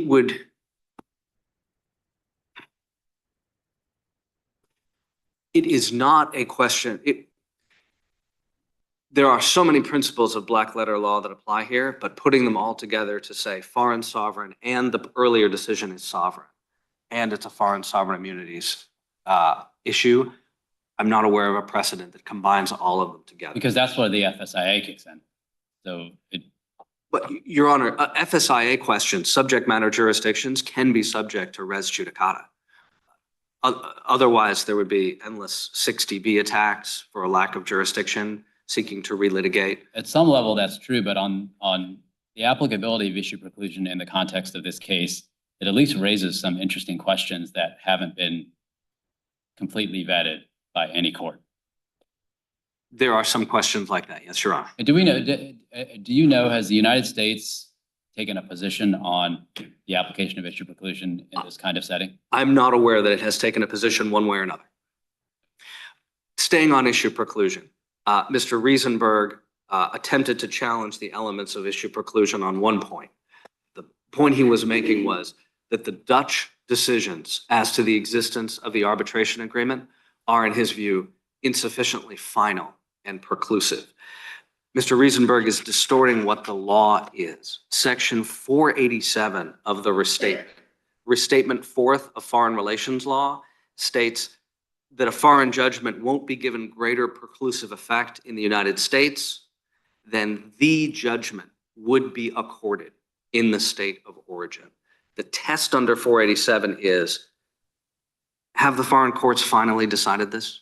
Is the question done? Does it have preclusive effect in the foreign courts? And here we have the answer. In the March 2024 decision of the Dutch Supreme Court, in the course of parallel enforcement proceedings by the shareholders, the Dutch Supreme Court held that the earlier decision as to the existence of the arbitration agreement is final. In fact, that court called it irreversible. That's at page 477 of the joint addendum. So that opinion, which the district court did not have the benefit of, is from the Dutch Supreme Court, and it answers the question. This is a final preclusive decision by the Dutch courts that an agreement to arbitrate exists. And for just that reason, these arbitral awards are being enforced in the Netherlands. The only other argument the Russian Federation has made about the elements of issue preclusion, the only one, is a claim made below that there was fraud during the Dutch proceedings. Just to set how this came about, the district court accepted supplemental briefs after the Dutch opinions. In our June 2022 brief, we raised issue preclusion. In response, at ECF 246-1, the Russian Federation made one argument. It said, you can't give issue preclusive effect because there was fraud on the Dutch courts. But the Russian Federation cited no evidence. The sole citation was to 7 paragraphs in a reply brief they had filed in the Amsterdam Court of Appeal. And now, the Amsterdam Court of Appeal has answered the question in February of 2024. And this decision was one that the district court did not have the benefit of when it decided not to address the issue of issue preclusion. Well, maybe the district court then should have the benefit of it and address issue preclusion in the first instance. That's a possible route. It certainly is a possible route, Your Honor. I'd like to note that 2 weeks from today will mark the 20th anniversary of the beginning of these arbitrations. November 2nd, 2004 was the date on which my clients delivered to President Putin the formal notification of their claims. In the 20 years since then, first the unanimous arbitral tribunal, including Judge Stephen Schwabel, appointed by the Russian Federation, agreed there was an agreement to arbitrate. And now the Dutch courts have finally decided the same. So we respectfully ask that this court affirm this threshold FSIA issue because an agreement to arbitrate existed, and then remand, not for further FSIA proceedings, but for finally addressing the Article 5 issues and for confirmation of these awards. Make sure my colleagues don't have additional questions for you. Thank you, counsel. Thank you.